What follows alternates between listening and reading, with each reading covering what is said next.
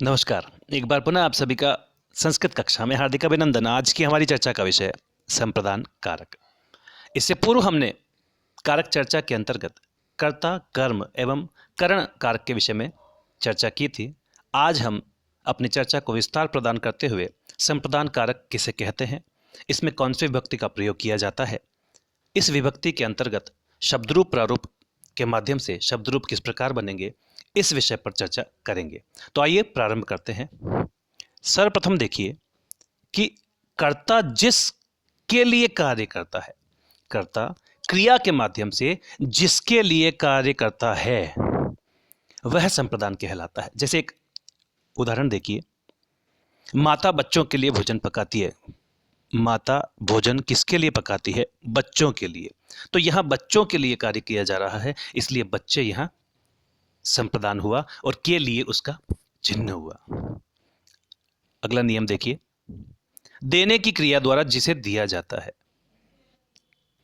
जैसे राजा गरीब को धन देता है, तो यहां गरीब को दिया जा रहा है, अतः देने की क्रिया द्वारा जिसे दिया जाता है वह संप्रदान होता है। अतः राजा यहां गरीब को धन दे रहा है, इसलिए गरीब यहां संप्रदान हुआ और उसमें चतुर्थी विभक्ति का प्रयोग किया जाएगा।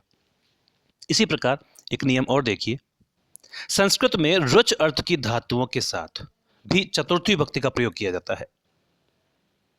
रुच धातु अर्थात अच्छा लगना, इसके प्रयोग संस्कृत में रोचते, रोचेते, रोचनते इस प्रकार से निष्पन्न होते हैं।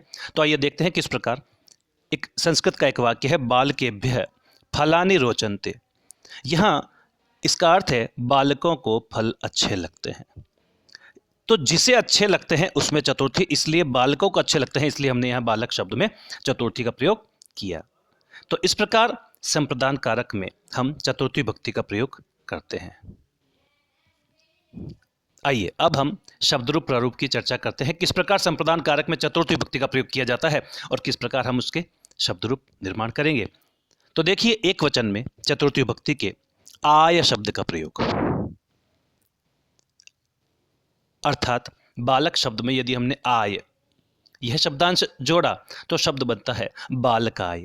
इसी प्रकार गज में जोड़ने पर गजाय, अश्व में जोड़ने पर अश्वाय। यहां एक ध्यान देने योग्य बात यह है कि यह पुल्लिंग प्रारूप अकारांत शब्दों के लिए है। अकारांत शब्द वे होते हैं जिनके अंत में अ होता है, जैसे राम म में अ है, गज ज में अ है, इसी प्रकार अश्व व में अ है। तो अकारांत शब्दों के लिए यह प्रारूप है। द्विवचन में आपको आभ्याम यह प्रारूप प्रयोग में लाने से आप आराम से शब्दरूप बना सकते हैं। जैसे बालकाभ्याम, बालाभ्याम, गजाभ्याम, अश्वाभ्याम, इस प्रकार से। आगे देखिए, बहुवचन की चर्चा करते हैं। बहुवचन में एभ्यः अर्थात जो भी शब्द आता है उसके अंत में एक ही मात्रा और भ्यः, जैसे बालक बालकेभ्यः, गज गजेभ्यः, अश्व अश्वेभ्यः, इस प्रकार से हम शब्दरूप बना सकते हैं। अब हम चर्चा करते हैं स्त्रीलिंग प्रारूप की। स्त्रीलिंग प्रारूप में एक वचन में यई, स्त्रीलिंग प्रारूप में यई का प्रयोग उन शब्दों के साथ किया जाएगा जो आकारांत स्त्रीलिंग है, जैसे रमा, बाला, गीता, सीता, मीता, नीता, इस प्रकार।